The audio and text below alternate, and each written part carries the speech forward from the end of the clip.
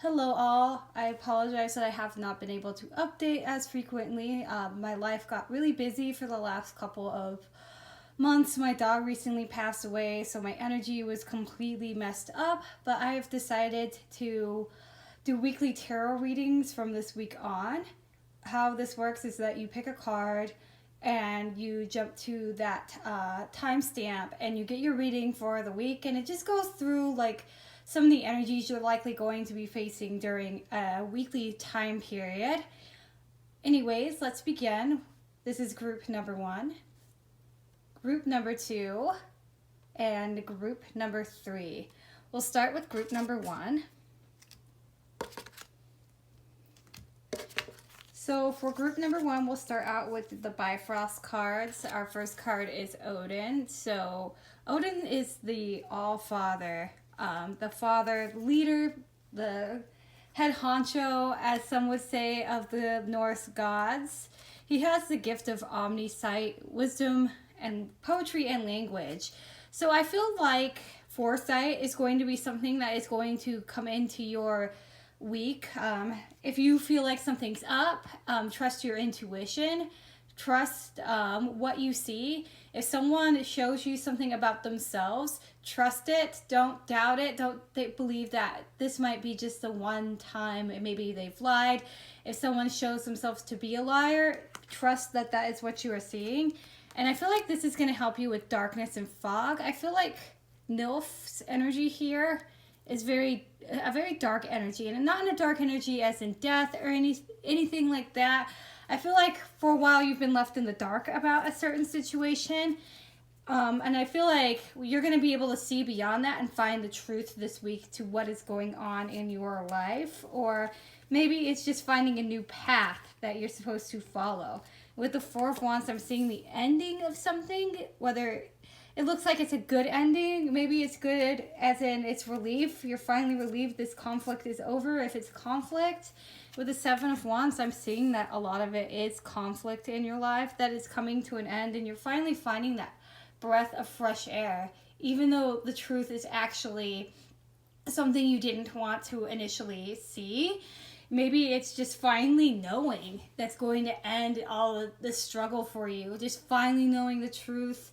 Maybe it's about a partner or a friend or a boss or a coworker, but you're going to finally see the truth for what it is. And I feel like with the Nine of Wands, that truth is going to like startle you or maybe even hurt for a bit.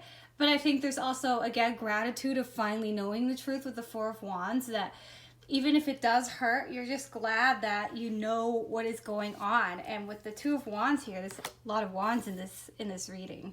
With the Two of Wands here, I feel like this is going to give you confidence to move on, that you're finally going to let go of whatever you were holding on to, and you're going to find that confidence to move forward and step into your own, whatever the situation may be. And through that, with the King of Cups, I'm seeing that maybe this is a future partner for some of you. If you're like letting an old relationship go, maybe this is a future partner you've had in mind, and maybe you want to leave someone for someone else.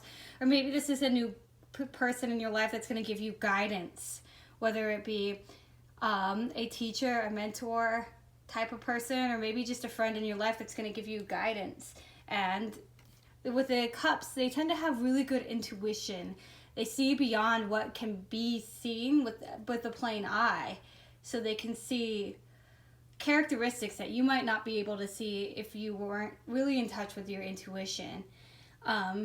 They have this ability to sense what's beyond what people show, just through mannerisms and maybe just through speech.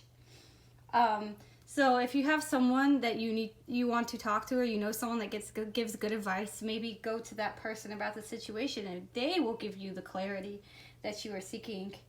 With the Eight of Coins, I'm seeing that with this situation coming to an end, you're finally going to be able to work on something else. Like, it's going to be this breath of fresh air. Like, you're finally free of all these like detrimental people in your life, or this person that's been causing you so much harm, and you're finally seeing this person for who they truly are. And or maybe it's a group of friends. It could be a whole group of friends that just were toxic for you, and you can finally move on to better things. You can work on that art project you've been putting off, or maybe you can start saving to go back to school, or just find other ways to educate yourself rather than being caught up in people's business. With the 10 of Coins, I'm seeing that this is going to lead you to the path that you're supposed to be on. Like maybe letting go of these people or this person that's causing you so much turmoil is the way you find your soul family, or find your true self, find who you are meant to be. These people are most likely, from what I'm seeing, holding you back. So maybe it's time to let people go. And soul family, of all cards that comes up, I can't even make this up. Call in your tribe. You don't have to do it alone. So I feel like this is the journey to your soul family, is letting go of toxic influences in your life. And maybe for a long time you haven't been ready to face it, because we tend to put ideas on people, like especially people we're dating, and we tend to think that they're better than they are. So if that's the circumstance, maybe you're going to see them in a new light somehow. It could be a friend or a group of friends that you've held to high regard, but you just haven't been able to let go, even though you know that this situation is toxic. But I feel like letting these people go is the way to your soul family, and you have to let go of this toxicity, because this toxicity becomes you by being around it. As much as like you want to think, oh, all these people are the toxic people, you become the toxic person by continuing to play into that toxicity. You are what you eat, in a sense. If you're around bad people, eventually by just being around these people, you're influenced by them to do things that you normally wouldn't. So take that into consideration. The ever unfolding rose, cracked open, it's happening for you, not to you. So I feel like with this situation, it's happening to you to show you kind of warning signs with people. I feel like it's happening to you so that you make better judgment next time you're around people. Sometimes you have to learn through making mistakes, and I think this might be the situation. Like if it's a bad relationship or a bad friendship, or just a toxic work environment, you had to go through this maybe to show you how not to be to other people. Like maybe to show you don't treat people like this, because obviously it hurts when it's you in that situation. So I feel like everything happens for a reason, and I say this as someone who's had really terrible things happen to me. Like I won't go into detail, but my childhood and my 20s were really, really hard on me. They weren't easy. And I still have hope. And I feel like even in the bad times, you have to really appreciate that they taught you how to be a better person. Even when you're in face of someone who is terrible and like bullying you, it teaches you how to stand up for yourself sometimes. The greatest bully I ever had taught me to stand up for myself. And without her being in my life, I would have never became assertive, because I would have no reason to be so. So if you think about it like that,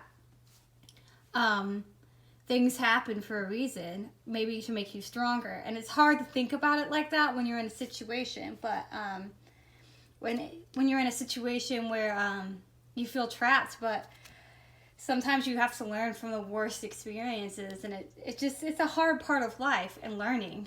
So take that into consideration in the week to come. I hope you all have a great week. Group number 1, thank you for watching. If you like this video, please like, comment, and subscribe to my channel. I'd love to hear from all of you. Thank you, and I hope to see you all next time. So for group number 2, your first Bifrost cards are going to be Frigg. The last group got Odin, so the fact that the mother and the father in this reading is kind of surreal to me. The next one is Ran. So I feel with foresight is something that Odin and Frigga both have. Frigga, whichever you like to call her. Wisdom and intuition, because they have the mother and the father. They see more because they've been around more. And I feel like with Ran, intuition, subconscious, and currents, I feel like a lot like group 2, or group 1 had a very similar reading. You're going to have to use your intuition as a way to look at a current situation this week, and to look beyond what is visible and look beyond what is just being said. It's looking deeper within the soul, I feel like, is how you're going to get the answers that you're looking for this week. I feel like you're coming off of a time with the Nine of Swords where you've been anxious lately. Maybe things haven't been working out. And I'm seeing with the Hangman, there's been a lot of stagnation. The Hangman can also mean someone might have recently passed away, or you might have lost someone in a way. Like maybe it was a loss of a friendship that's coming into play here. With the Nine of Swords and the Hangman, it could be grieving from a loss, or it could be grieving from any kind of loss. Maybe a loss of maybe you went to audition for something, for example, and you didn't get the part, or maybe you lost a friend because you guys just drifted apart. But there is some kind of loss in your life that is stagnating you, and you're kind of stuck in one place because of this situation. With the Ten of Swords, I'm seeing that it's caused you a lot of pain, and it's very hard to look past this recent loss of yours because you lost something that was important to you, whether it be a job or a friend, whether it be lost through death. It could be a pet. I recently lost a pet, so I know how that feels. But it was some kind of loss in your life that's created stagnation. And I feel like with loss, there has to be some kind of completion with it in some way for you to move forward.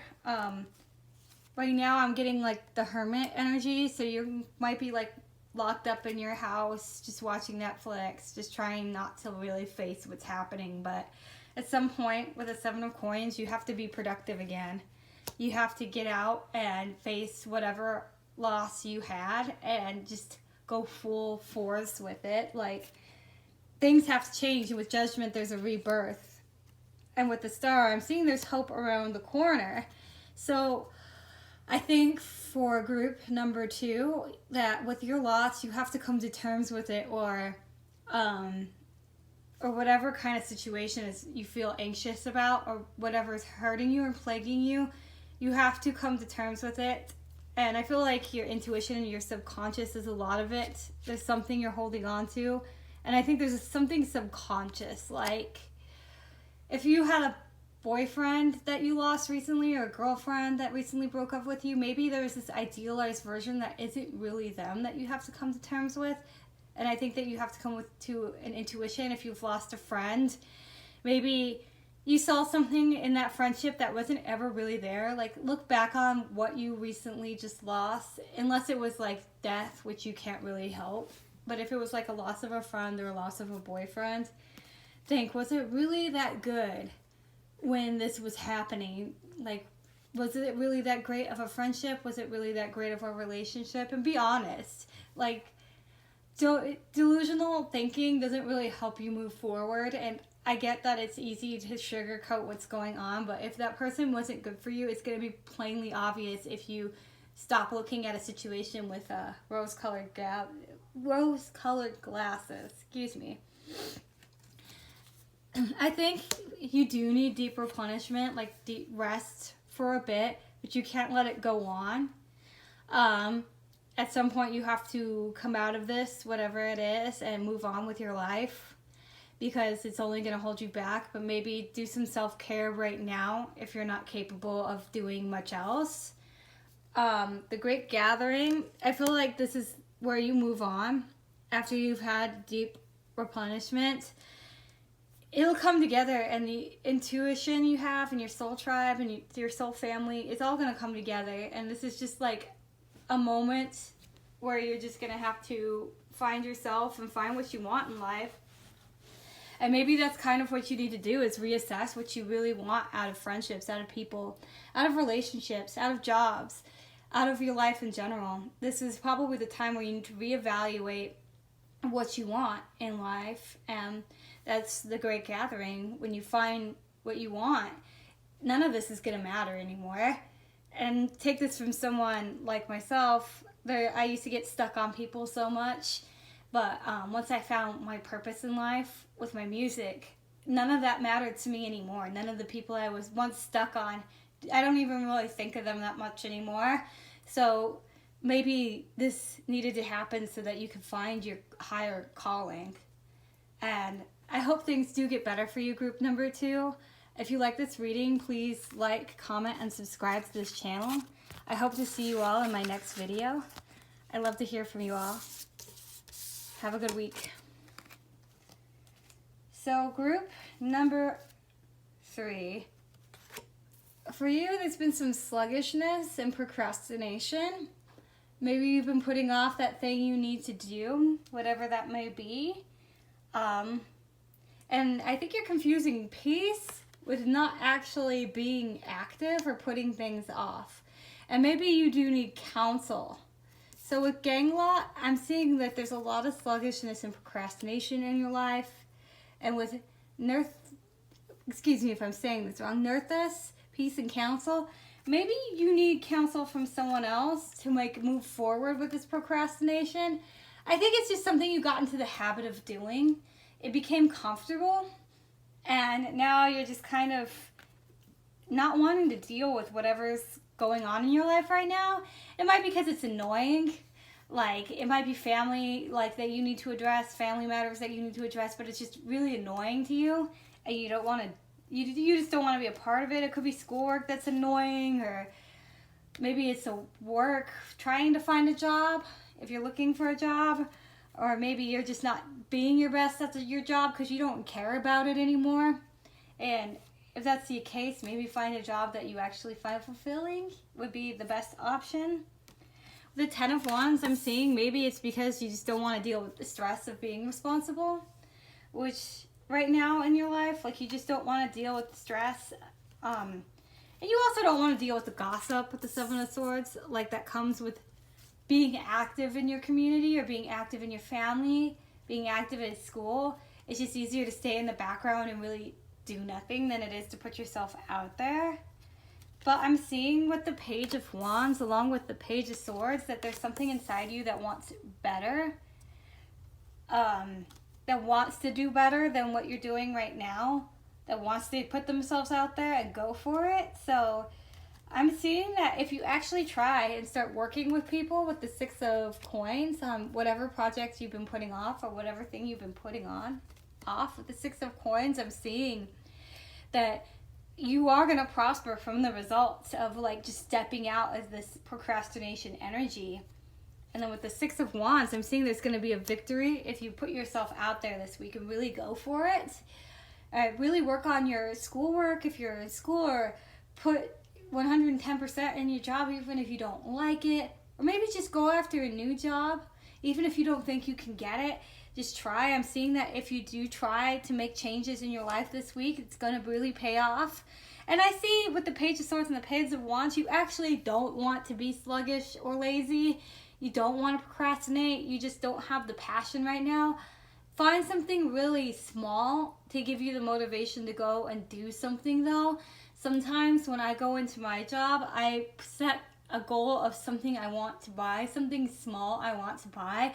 So it motivates me not to stay home, or it motivates me to try to do best to make the most tips that I can. So that's kind of what I do. Maybe find something that works for you.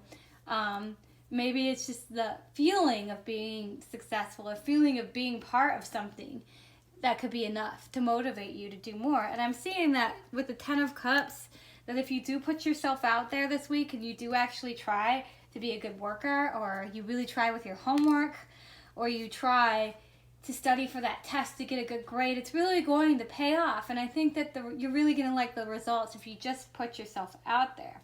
With the Priestess card, how are you being called up to step and lead? I like how this comes into this reading because maybe it's your turn to step up and lead. And maybe this is intimidating to you, and that's why you're getting procrastination. Maybe you know that you might be the only one that can really make this work, and you have an idea, but you have a lot of doubt. And I think that for this specific thing, you need to really step out and really do the best you can, because this might be the time for you to really show your true colors and show what you're capable of. And trust me, as much as you might think, oh, I can't do that, you can. You absolutely can. Like, there are people who have turned their lives around and really stepped out into their own. And I truly believe anyone can make changes, even if they start with small little changes. Eventually they'll get to where they want to be. And with Pleiades, I'm probably saying this wrong, double mission, channeling, and uplifting humanity. I feel like if you did get a leadership position, people would really like you to be the leader. They would really see you as a leader. So if it is a leadership position, or maybe it's just getting a higher rank in your class and people showing you new respect for actually really putting yourself out there, maybe it'll help you get involved in a club next year. If you're still in high school, it might, having good grades might help you like get into a higher level class. Or if you're interested in doing a sport, there is grade requirements to be in a sport. So maybe stepping out of the sluggish energy will bring you to a sport you've always wanted to try, or maybe drama club if you're into that. So just keep in mind that even if you think that getting better grades doesn't matter, doing better at work doesn't matter, like it really does, because if you show your performance, it might improve like your position in work next year. Next year you might be a manager rather than just like a waitress at your job, or waiter, server. That's the gender neutral term. It might be that instead of just a server, you're now a bartender. So just keep in mind that even the smallest little changes in your performance can change even in a week, like where you might be next year. So just keep that in mind, and I hope for the best week for you, group number 3. If you like this reading, please like, comment, and subscribe to my channel. I'd love to hear from you all. Have a wonderful week.